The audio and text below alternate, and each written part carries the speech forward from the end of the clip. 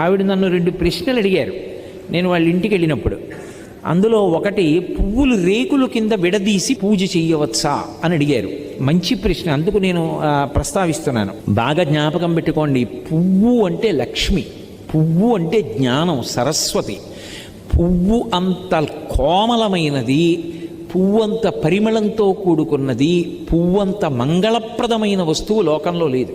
అందులో ఎర్రటి పువ్వు కానీ నేల మీద పడి ఉందనుకోండి, ఎవరైనా సరే దాన్ని తీసేయాలి ముందు, అది కింద ఉండకూడదు. ఎందుకో తెలుసా?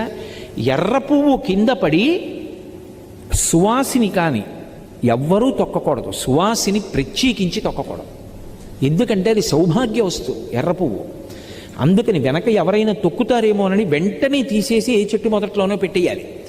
అంత పరమ పవిత్రమైనటువంటి పువ్వులు పూజ చేయడానికి నీ దగ్గర సరిపోయినన్ని లేకపోతే